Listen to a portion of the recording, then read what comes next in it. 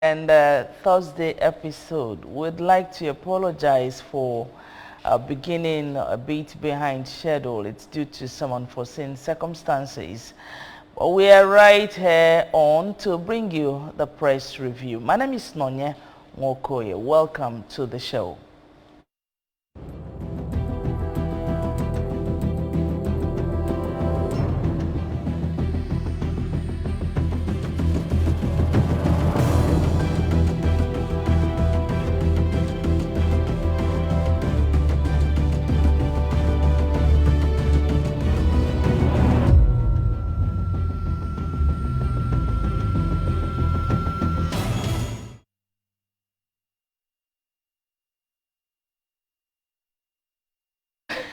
All right, welcome to the press review. Today is Thursday, the 13th day of October 2022.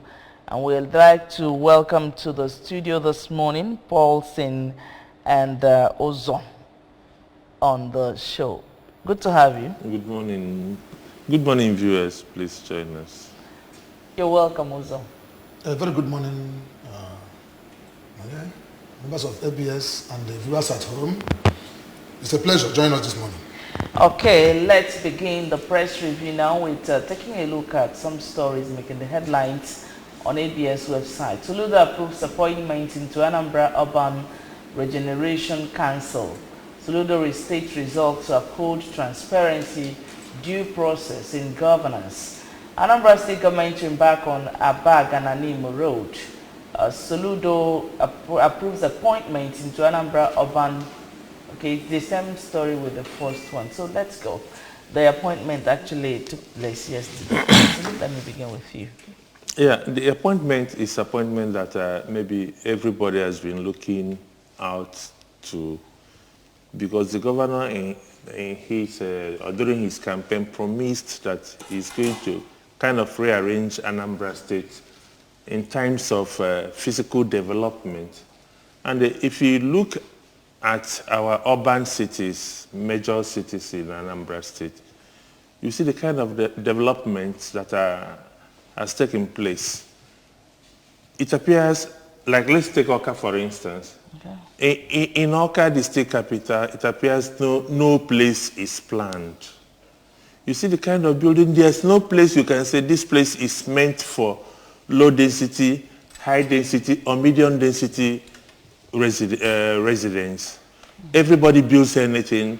You can see a man who has 450 square meters of land, that is the conventional one plot here, and they will build 6 flats, 9 flats there. At the end of the day, there will be no place for parking for tenants. And you imagine the kind of development and the kind of approvals people give. You see areas where people should not build, they build. So that's why this urban regeneration plan, the setting up is quite good, because they will help the government to fashion out purely a regional planned area where cities will be planned in consonance with modern cities. Not this just staccato plans where people build the way they like. In other words, the appointment is timely. It's timely. Okay. It's good. It's in order. All right. The Soludo restates resolve to uphold transparency, due process in governance. Yes, before that, I want to just chip in what you said. In terms of development, the problem we have is that, there is a UN habitat plan for Awka, Lewe, and Onitsha, which have not been followed. Okay, and again, we always like to cluster in the city. The government has not practiced what is an advanced world, which we call uniform development. That's starting from the rural area, then join to the city. And that's why people continue to come to the city and live and build in the city. We have ordered these particular capital territories, okay, from Isiago, from Umawolo, from Nibo, Abagan, and all these places. Let us expand this development to those places so that people can even live at Abagan. And something that people living at Oka here, coming to work, or even if at Onitsha, it will be easy. But clustering everything in the same place, in capital city, okay, make the development to be the task. So coming to the Soludo planning, giving transparency, in governance. Upholding transparency and that due is process. what we want. That's due process. You know, Nigeria is always interested in the product and not the process. Okay, the process is more important than the product. That's why in election, we always want to, you must be the governor, you must be the president, you must be this, you must be Senate. Okay, they want to win the election. Not even the process we follow, even if the election was mad, even if the primary was mad, even if the primary was just, you know, done out of, what do you call it, gerrymandering or whatever, my parties, they don't want to care. Just you are going to be there. So the due process is very, very important. Shortcut, it is what Nigeria is always, what do you call it, going for. So saying that due process must follow. If you want to go to employment, you apply. When you go to interview, if you scale through, you will be what? Employed. Not for you to shortcut and come in. Just I want to be a teacher, I want to be a lecturer, I want to be that has really cost us a lot. Yes, it cost us a lot because of end product and not the due process. So right. I commend you for that particular. Okay, quickly, the first paper for review today, the Daily Sun newspaper. Let's see stories making the headlines on the Daily Sun newspaper. APC sets up campaign council harmonization committee. We won't campaign now. That's coming from Adamu. Obi appoints Oshuntoko Eneche Dahiru Anyanwu Abasu, 1,229 others into campaign council. With a right there, publicity secretary disowns list, accuses campaign DG of sabotage, threatens litigation. Allow judiciary function, new CGN tells politicians.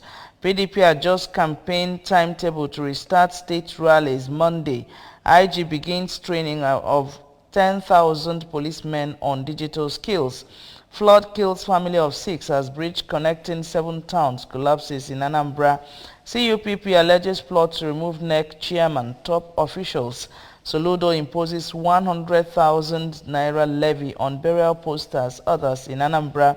Alleged 5 billion naira fraud, EFCC gets nod to prosecute Stella Odua, others. IPOP prescription, appeal court shifts Kano's joined up application to March 7, 2023.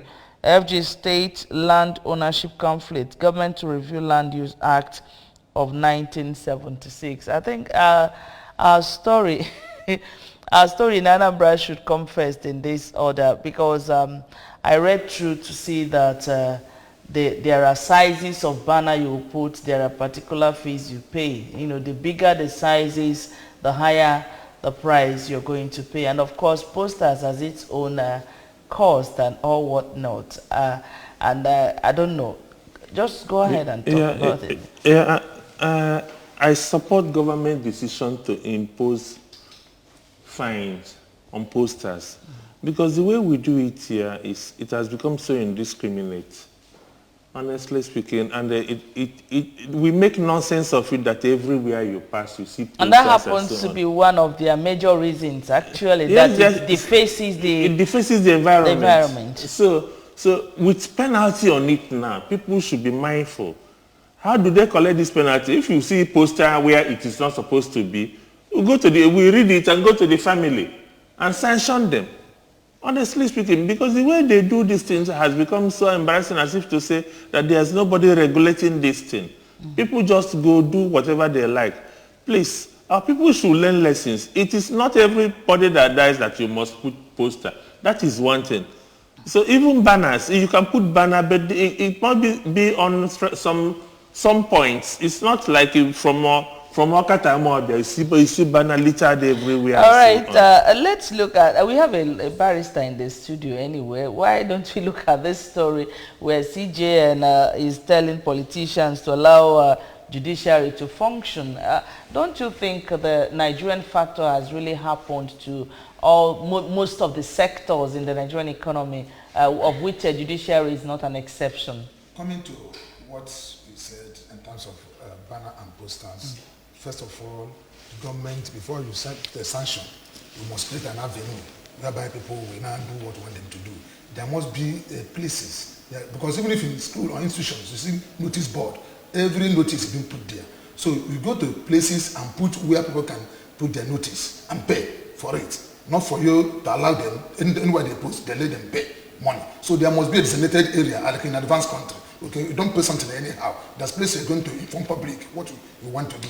If you can put it in all designated areas, people go there and put their posters, put their banners, or even if you are doing something in your own compound, there's a place you can put your banner, not always. So you can be able to pay the tax. But if you don't pay that, they will not do that. Then coming to the issue of judicial autonomy, you see, the problem is that when the CJ are saying that let the politician allow court to function, he who invited, he who invited anti-festive firewood is inviting lizard for a feast. Okay, it is judiciary. I'm a lawyer, but it is judiciary that allow the politician to corrupt them.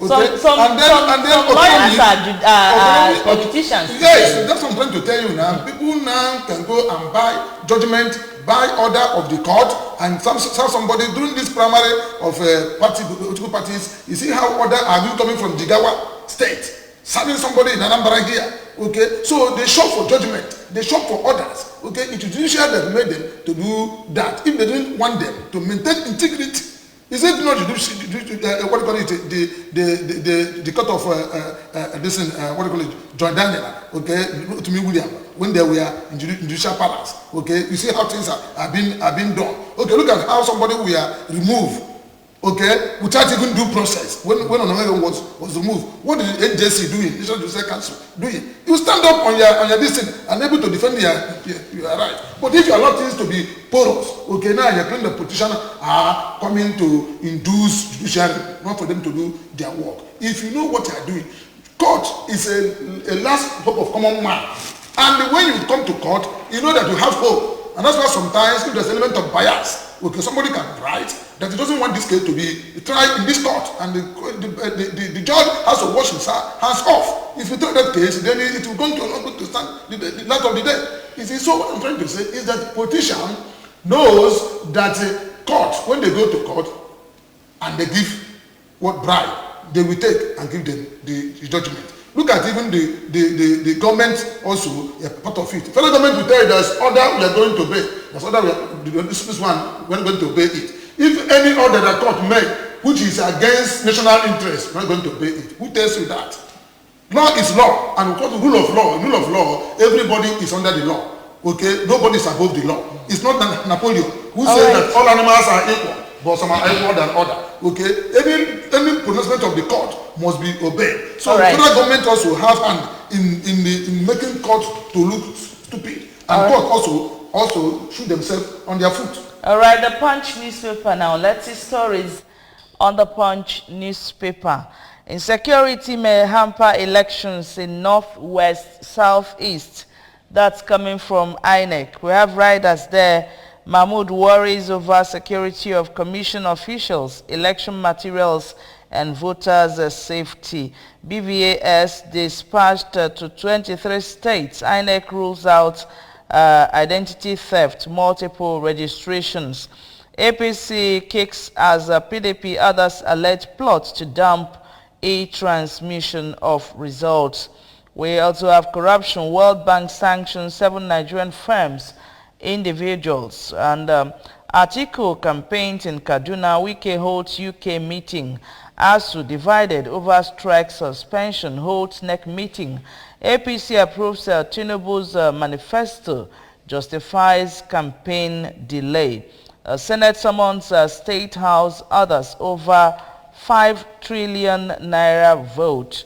Obajana, Kogi alleges asset grabbing, Dangote kicks. A lot of stories in front of the paper. 258 billion naira port concession project missing in 2023 budget. Court convicts frees filmmaker Ebwebe after 5 years. Federal government approves a 203 billion naira MTN takeover of Enugu Onitsha Road. All right, and Riwola inaugurated as CJN 6 judiciary independence. Quickly, I don't know which one. Okay, do we look at the issue of INEC and the fears they are trying to allay that insecurity may threaten the 2023 election? Yeah, INEC fear is quite germane because the situation we have in the southeast has not shown that election could hold, because we still have some young people, otherwise called unknown gunmen, going to places to shoot and kill people and run away and so on. So with such situation, you cannot guarantee that election could hold and hold peacefully. The same thing in the Northeast, because the Boko Haram in the Northeast has not rested. They are still rife, despite the assurance that we have subdued Boko Haram. Boko Haram is still there. So INEC fear should be taken seriously. The federal government should do everything possible now. There is still time for election to hold in 2023. So the federal government should try to nip all situations in the bud. They should come out to make sure that election holds in these areas. So they should put every machinery in motion. The security architecture should be moved to the southeast for the first time, because since the issue of security breaches in the southeast, no serious containment measure have been taken because we have not seen it. So it's just like solve your problem there. But with the call by INEC, federal government should step in, deploy some measures to make sure that the situation is calmed. All right, quickly, we move to the Daily Independent newspaper. We also have a lot of stories there. 2023, Tinubu APC governors disagree over party's manifesto. At the motions meeting, governors reject Tinubu's Lagos manifesto. We are harmonizing. We are on the same page. That's Keyamo talking. And the picture in front of that paper is a presidential handshake with the newly confirmed Chief Justice of the Federation. Plots to stop e-transmission of results thickened. COPP CSOs alleged plan to cause leadership change in INEC. And flood, 500 dead, 1.4 million affected in 31 states in Abuja. That's coming from the federal government. Labour Party unveils 1,234 member presidential campaign council. Now on Kogi, Dangote dispute sends wrong signals to investors. Delta PDP Guba Edevi Obovewere knows fate at Supreme Court October 21. Alleged 7.9 billion naira fraud. AGF finally stays Stella Odua's arraignment. PDP suspends campaigns over fresh push to woo Wiki allies. IMF asked Nigeria to take advantage of rising commodity revenue to address fiscal policy and reduce debt. Okay, I don't know, do you have anyone in the trend? Well, if not, many. All right. You see, we are coming to the APC and the PDP, a married both of them together. Okay, APC are divided over their manifesto. In the first place, they don't have a manifesto. Okay, and the whole SAN, Senate of Nigeria, Festus Kamama, are defending, said they're going to justify delay. Okay, they don't know what they campaign for. They don't know what they're going to tell Nigeria they have achieved for 7 to 8 years. There's nothing to show. So if you are fair, colossally, there's no need to come out and campaign. That's why they're delaying all these things. This particular issue of taking INEC to court or plotting to remove the BBAS machine, okay, APC are ahead of it. Because somebody was saying yesterday, the national leader of a coalition of United Political Parties in Nigeria, okay, Ikenga, are saying this, and they pointing it and bringing pictures of people that have been detained by DSS without even trying them, okay, without doing anything, and they were arrested because of people uncover that particular 1,200,000 something voters registered in Imo State, where people faces from a person from Jamaica, Ecuador, Tanzania, Ethiopia, Kuwait, and all Pakistan are registered in Nigeria. Some even said that their age is 1904. They were born in 1904. So they even the mate of Nnamdi Azikiwe, and they still want to come and vote in this particular time around. So all these things we are being discovered, and people that does that want to, intimidate these people so that the INEC will now be what? Subject to them. If you don't have a credible register, there won't be credible election. It's credible register of INEC, ensure credible election. Then that's why APC are not even ready for them to present their manifesto. PDP are shifting their rally because they want to now settle what is not on settle level, because they shot themselves on the foot. He who what do you call it, growing a monster, is that one day turn against his master. When Atiku was there, Mike was there, Ayu was there, Oton was there. Okay, all of these people knows that the PDP constitutional rotational sum of God, what do you call it, presidency. The 2019 Atiku contested, okay, and now he lost. Since 1992, Atiku has contested the election up to now. He has been a serial contender and pretender, and you know very well that it is time for the Southeast to produce the president. You know very well that Jonathan is your brother. He has been 6 years. Some of you that allow this thing to happen, you will say let them throw it open. And the Autumn, who is the chairman of zoning committee, throw this thing open. And now you people now fair. Okay, the agreement people have will collapse, and you want to tell us that you are trying to justify yourself. No, Ayu must resign. Ayu must resign. Ayu not resign. If I was him, because he was duly elected. And then, since the national chairman of PDP is in the north, then the presidency should be in the south. That 6 posts PDP normally share. Okay, but now when they have failed to do the justice, to tell the truth, now Mike are hiding that he's saying the truth. So they are the article of their own misfortune. But now you can see. And these plans to change the leadership of INEC, did you see? Yes, I'm trying to tell you now. They take them to court. Now that's why they want to now. What they do to Nene is what they want to do. So they can install an acting chairman. They are now going to, model the INEC register and the other particular data. Okay, so that the election will be what? Rigged. 2022 Electoral Act cage all these politicians who are there to steal the people's mandate. Now it's not longer how it was then. 2023 election is going to be the Nigerian masses versus the politician, because they're going to transfer the anger and hunger to the anger, and that anger will be shown in the polling unit in the voting time. So now what I'm saying is that in effect, coming to the issue of Labour Party having 1,249 presidential committee council, to tell you that people, they say they don't have structure, they have what you call organic structure. Okay, because this will go down to the polling unit. You want election in polling unit. Labour Party will surprise them. That's what I'm trying to tell them. Let them come out. They've been afraid. All right, let's move on now. ThisDay newspaper is next in our lineup. Let's see stories on ThisDay newspaper. Again, Tinubu APC Governors National Working Committee meeting ends in stalemate. We have riders there concerns as Adamu stays away. Buhari's diary delaying campaign kickoff, says Kayamo. Mrs. Tinubu begs women to mobilize for party. Femi Kayode, PDP, lost aggrieved 5 governors. Nigeria seeks debt restructuring from IMF, World Bank. Lawmakers play federal government over 8.2 trillion naira recurrent expenditure in 2023. Quickly, before we wrap up.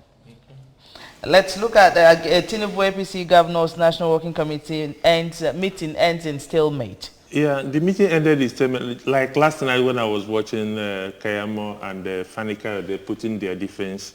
It was so laughable because they are telling us the obvious. But one obvious thing, just like my colleague here said, is that APC has not put their house in order, certainly, and they need to do that. They have not put their house in order because if you see what they were telling us, Kayama was telling us, you see that all these groups are working from different directions. The national chairman was saying his own, Tinubu group was saying their own, and the presidential council was saying their own too. So they have not harmonized to tell Nigerians something that this is where we are going. And it is becoming late for them, because if they cannot come together to tell us that now, I don't know when they will tell us, but it shows one thing, that they don't have anything to tell us, because from their performance, Libyans have a saying that Nonye maluli enyi ozo, APC akaromaloli, and so they don't know where to start. The promises they gave us in 2019 and 2014, 2015 and 2019, they have not fulfilled it. All we have experienced is misgovernance. Bad governance here and there. All right. So they don't have anything to campaign on, and they are trying to put their house in order. I pity Nigerians if they are considering APC for this election. A house divided against itself, how can it actually stand? And actually, that's the much you can take on the press review for this morning. Apologies once again for the way and the time we started. Thank you so much, Uzo Ekemeze, for being here this morning. Thank you for having me, and people, please bear with us as ASU is about to resolve this lingering issue. strike. All right, thank you so much, Paul Tinokeke, for your time this morning. We appreciate it. And that's just about it. We have more coming up on Good Morning Anambra Show. Do stay.